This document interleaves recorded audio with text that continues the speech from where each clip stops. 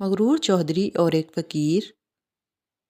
ایک گاؤں میں ایک شخص رہتا تھا جس کا نام احمد تھا، جو تھا تو بہت ہی غریب لیکن نیک انسان تھا۔ پیشے کے لحاظ سے وہ ایک کسان تھا اور گاؤں کے چودھری کی زمین پر کام کر کے اپنا اور اپنے بیوی بچوں کا پیٹ پالتا تھا۔ چودھری بہت ہی ظالم اور مغرور تھا۔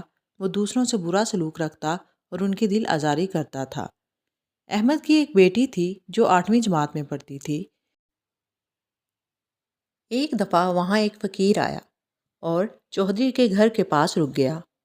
اس نے نوکر سے پانی مانگا اور جب چودھری نے فقیر کی آواز سنی تو وہ غصے سے بولا، دفع ہو جاؤ، اور اس نے فقیر کو بہت برا بھلا کہا۔ فقیر بہت ہی پیاسا تھا۔ چودھری کا رویہ دیکھ کر وہ رو پڑا اور آگے چل پڑا۔ قریب ہی کھیتوں میں احمد کام کر رہا تھا۔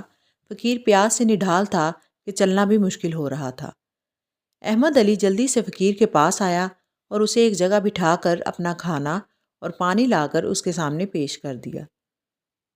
فقیر اس کے اس رویے سے بہت خوش ہوا۔ اس نے احمد علی کو دعا دی کہ اللہ تمہاری ہر خوشی پوری کرے۔ کچھ دنوں بعد وہ کھیتوں میں کام کر رہا تھا کہ اس کو ایک چابی ملی۔ اس نے چابی اپنے پاس رکھ لی۔ جب وہ فارغ ہو کر گھر آیا تو اس نے وہ چابی اپنی بیوی کو دکھائی۔ اس نے وہ چابی تکیے کے پاس رکھی اور سو گیا۔ رات کو اس نے خواب میں دیکھا کہ کھیت کے قریب ایک درخت ہے جس کے تنے کے نیچے ایک صندوق ہے جس کی یہ چابی ہے۔ صبح جب اس کی آنکھ کھلی تو وہ سب کچھ بھول چکا تھا۔ اس نے پھر سے چابی اپنے پاس رکھی اور کھیتوں میں چلا گیا۔ جب وہ تھک گیا تو سانس لینے کے لیے اسی درخت کے نیچے آ بیٹھا جہاں اس نے فقیر کو بٹھایا تھا۔ احمد کو سارا خواب یاد آ گیا۔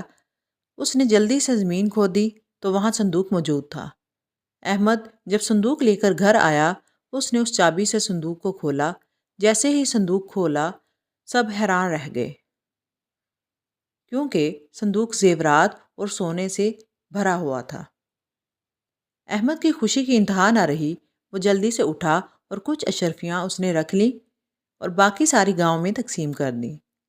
احمد علی خوش تھا کہ اس کی نیکی کام آئی اور اب وہ اپنی بیٹی کو اعلیٰ تعلیم بھی دلوا سکے گا۔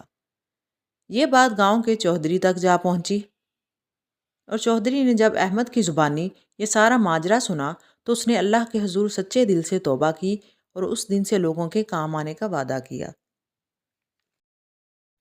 اخلاقی سبق: نیکی کبھی رائیگاں نہیں جاتی۔